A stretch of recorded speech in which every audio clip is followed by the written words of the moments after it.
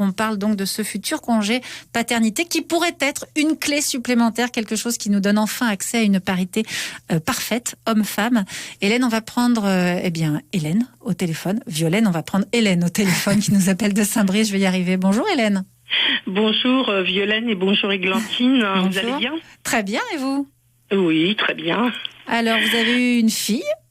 Oui, j'ai eu une fille. Alors bon, elle est ado maintenant, mais je trouvais qu'il y a quelque chose dont vous n'aviez pas parlé, parce que moi je trouvais que c'était pas un cadeau. Alors je parle du congé parental, hein. D'accord. Celui qui est servi par la CAF.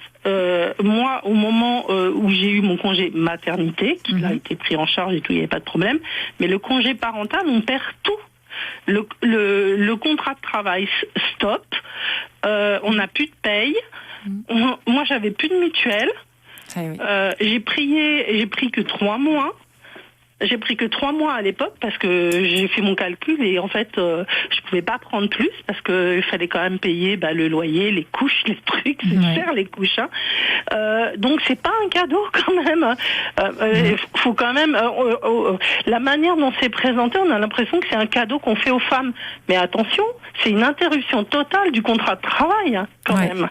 Mais c'est un peu ce que. Alors, je parle pas du congé maternité, hein, je dis bien le congé parental.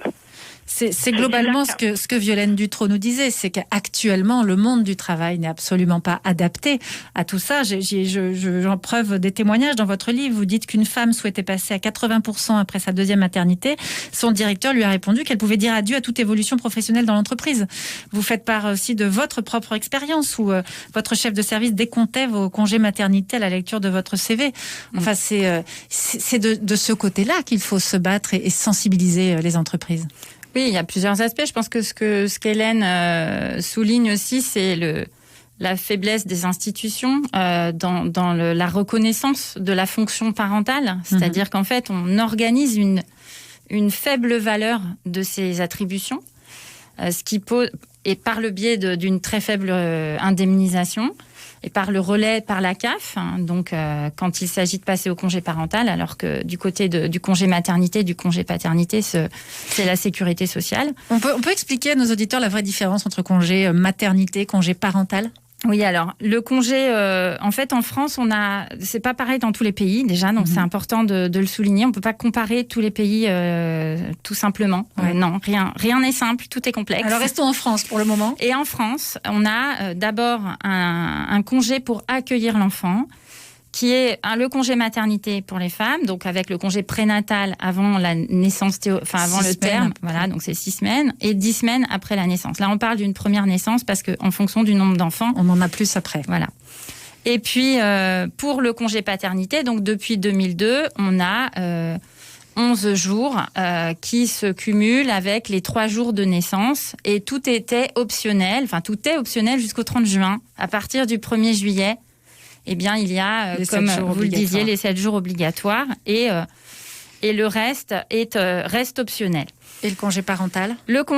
J'ai oublié de dire que pour le congé maternité, il y a 8 semaines qui ne sont pas optionnelles du tout, puisque si vous ne les prenez pas, vous n'avez pas d'indemnisation du tout et que de toute façon, votre contrat de travail est suspendu d'office quand on est une femme. Okay. Le congé parental, c'est ce qu'il peut se passer après le congé maternité en matière de retrait du travail pour l'un ou l'autre des parents. Voilà.